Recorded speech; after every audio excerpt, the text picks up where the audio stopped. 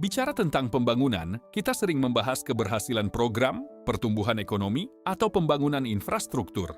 Namun, di balik berbagai capaian tersebut, ada satu persoalan yang kerap luput dari perhatian, yaitu maladministrasi. Praktik penyimpangan dalam administrasi publik ini dapat menghambat pembangunan, merugikan masyarakat, bahkan melemahkan kepercayaan publik terhadap pemerintah. Melalui bukunya Dr. Malice Christine Sjewen, SSTP, MC, mengajak kita untuk memahami persoalan maladministrasi secara lebih mendalam, mulai dari konsep dasar hingga strategi perbaikannya. Buku ini hadir sebagai referensi penting bagi mahasiswa, akademisi, peneliti, aparatur pemerintah, maupun masyarakat yang peduli terhadap tata kelola pembangunan yang baik. Pembahasan diawali dengan pengenalan konsep dasar maladministrasi dalam kebijakan pembangunan. Kita diajak memahami definisi, istilah, serta berbagai tipologi maladministrasi yang sering terjadi dalam praktik pemerintahan.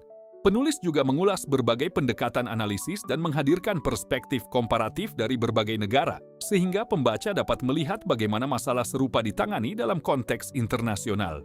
Selanjutnya, buku ini membahas kerangka hukum, regulasi, dan institusi yang berperan dalam pengawasan administrasi publik di Indonesia.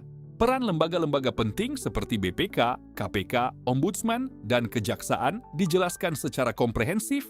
Tidak hanya itu, penulis juga mengkaji bagaimana desentralisasi dan otonomi daerah dapat memengaruhi munculnya maladministrasi, sekaligus menyoroti berbagai celah hukum dan tantangan implementasi yang masih dihadapi Indonesia. Pada bagian metodologi penelitian, pembaca diberikan panduan praktis untuk melakukan penelitian mengenai maladministrasi kebijakan pembangunan, mulai dari desain penelitian kualitatif, kuantitatif, hingga mixed methods, teknik pengumpulan data, analisis data tingkat lanjut, sampai aspek etika dan keamanan penelitian dijelaskan secara sistematis. Buku ini menawarkan berbagai strategi reformasi dan solusi perbaikan.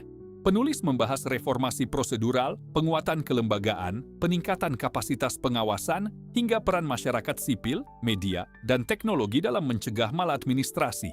Berbagai indikator keberhasilan dan roadmap implementasi juga disajikan sebagai panduan menuju tata kelola pembangunan yang lebih transparan, akuntabel, dan berorientasi pada kepentingan publik.